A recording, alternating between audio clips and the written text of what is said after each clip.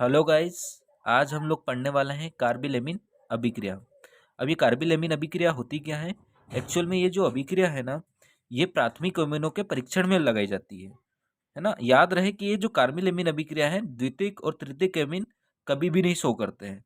केवल कौन शो करेगा? केवल प्राथमिक एमीन शो करेगा। अब इस अभिक्रिया में होता क्या है, अपन क्लोरोफॉर्म लेते हैं, क्लोरोफॉर्म और एल्कोहलिक केओच, उसकी रिएक्शन करवा देते हैं अपन प्राथमिक अमीन से, है ना। अब इन तीनों को लेने के बाद अपन जब गर्म करते हैं तो दुर्गंध युक्त आइसोसाइनाइड बनता है।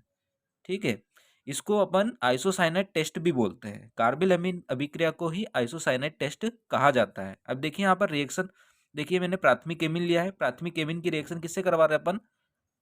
क्लोरोफॉर्म और एल्कोहलिक केओच, इन तीनों को अपन गर्म करेंगे तो क्या बनेगा अपने पास? देखो एल्काइल आइसोसाइनाइड बन रहा है ना। या एल्काइल ग्रुप है, यहाँ पर CH3 भी ले सकते हैं अपन, है ना। एल्काइल ग्रुप कौन सा भी ले सकते हैं। साथ में ये कैसा एमीन है? ये एलिफेटिक एमीन है। यहाँ पर एरोमेटिक भी ले सकते हैं, कोई दिक्कत नहीं, दोनों के लिए यूज होगा, लेकिन प्राथमिक के लिए ही यूज होगा। ठीक है। हेलो गाइस, अब हम लोग कार्बिल एमीन अभिक्रिया की क्रियाविधि के बारे में डिस्कस करेंगे। ठीक है, कार्बिल एमीन अभिक्रिया मैंने आप लोगों को बता दी थी। क्या होती है कार्बिल एमीन अभिक्रिया? जब एल्काइल एमीन मतलब प्राथमिक एमीन होना चाहिए अपने पास, है ना। ये वाली जो अभिक्रिया है केवल प्राथमिक एमीन के लिए ही एप्लीकेबल होती है, द्वितीयक और तृतीयक एमीन के लिए एप्लीकेबल नहीं होती है। ठीक है, तो जब अपन प्राइमरी एमीन को किससे रिएक्शन करवाते हैं?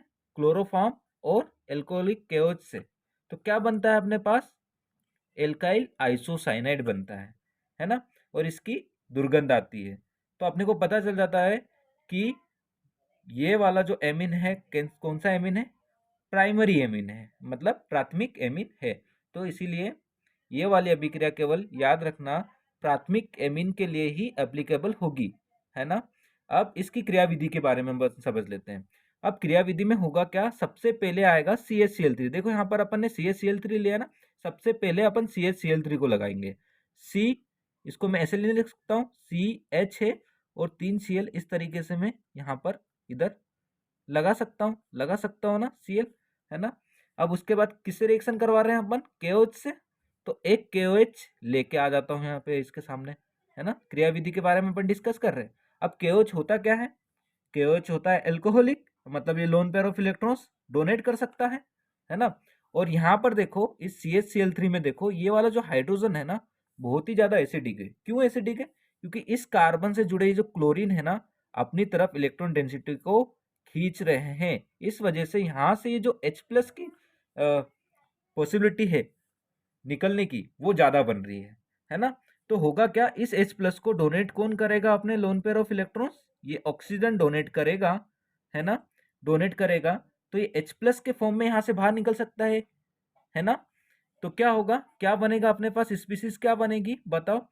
ये C, यहां से जैसे ही हाइड्रोजन बाहर निकला तो ये वाले इलेक्ट्रॉन्स तो इधर आ जाएंगे, तो इस पर क्या आ जाएगा? कार्बन पर नेगेटिव चार्ज, और यहाँ पर क्लोरीन, यहाँ पर क्लोरीन, यहाँ पर क्लोरीन, क्योंकि H+ के फॉर्म में बाहर निकला है ना, तो इलेक्ट्रॉन देख के ही निकला होगा बाहर। ठीक है, और ये OH और H मिलकर क्या बना लेंगे? H2O बना लेंगे ना, बना लेंगे H2O। अब होगा क्या? ये जो स्पीसीज है वो अनस्टेबल होगी। अब होगा क्या? ये वाला जो इलेक्ट्रॉन्स है, ठीक है, इस इलेक्ट्रॉन्स की वजह से इस पर क्या आ गया है? Negative charge. ठीक है, तो यहाँ से ये जो क्लोरीन है ना, आसानी से अपने इलेक्ट्रॉन्स को बाहर लेकर निकल जाएगा, है ना। यहां से इलेक्ट्रॉन लेगा और आसानी से बाहर निकल जाएगा। तो क्या होगा बताओ, क्या बन जाएगा? जब ये Cl जब बाहर निकलेगा तो यहाँ पर देखो K बचा हुआ था ना, उससे माइनस का KCl निकल जाएगा ना, एक बाहर KCl भी बन सकता है। और क्या स्पीसीज बनेगी? जैसे ये इलेक्ट्रॉन्स लेके निकला तो इस पर पॉजिटिव आया, तो पॉजिटिव और नेगेटिव एक दूसरे को क्या कर देंगे? कैंसिल कर देंगे। और इसके पास क्या बच जाएगा? इसके पास बच जाएगा लोन पेयर ऑफ इलेक्ट्रॉन। और कितने क्लोरीन बचेंगे? 2 क्लोरीन बचेंगे। ठीक है, ये अपने पास एक इंटरमीडिएट आया, है ना। और ये इंटरमीडिएट किसकी तरह बिहेव करता है? किसकी तरह बिहेव करता है? ये करता है एज ए इलेक्ट्रोफाइल की तरह। मतलब ये वाला जो इंटरमीडिएट बना है ना, ये होता है इलेक्ट्रॉन स्नेही। इलेक्ट्रॉन स्नेही क्यों है स्नेही? यहाँ पर तो इलेक्ट्रॉन पहले से दिख रहे हैं, आप लोग सोच रहे होंगे, लेकिन आप लोग देखो इस कार्बन का जो ऑक्टेट है ना, वो कंप्लीट नहीं है। देखो यहाँ पर 2 इलेक्ट्रॉन, 2 2 4 और ये 2 6, 8 इलेक्ट्रॉन होना चाहिए ना। तो इसको तो 2 इलेक्ट्रॉन की कमी है, इसका मतलब ये किसकी तरह बिहेव करेगा, इलेक्ट्रॉन स्नेही की तरह बिहेव करेगा। मतलब ये कहाँ पर जाएगा, जहाँ पर इलेक्ट्रॉन्स की अधिकता होगी वहां पर ये अटैक करेगा। ठीक है, अब अपन लेते हैं प्राइमरी एमीन, है ना। प्राइमरी एमीन को कैसे बनाऊंगा मैं, R और ये रहा N, है ना, और ये रहा H2, है ना। ये प्राइमरी एमीन है, इस पर कौन अटैक करेगा, ये वाला आकर अटैक करेगा, क्योंकि यहाँ नाइट्रोजन पर अच्छे खासे लोन पेयर ऑफ इलेक्ट्रॉन्स पड़े हुए हैं, है ना। तो यहाँ से इलेक्ट्रॉन्स मिल सकते हैं ना उसको, तो ये वाला अटैक करेगा इस पर। तो यहाँ पर मैं लगा देता हूँ, है ना। ये रहा अपना Cl, ये रहा Cl, यहाँ पर लोन पेयर ऑफ इलेक्ट्रॉन्स है।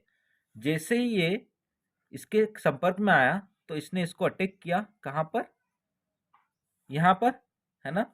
इसने नाइट्रोजन ने अपने इलेक्ट्रॉन्स इसको डोनेट कर दिए। तो जैसे ही डोनेट करेगा तो बताओ कैसी स्पीसीज बनेगी, है ना। देखना कैसी स्पीसीज बन रही होगी। अपन यहाँ पर बनाते हैं R, ठीक है, ये रहा N, ठीक है।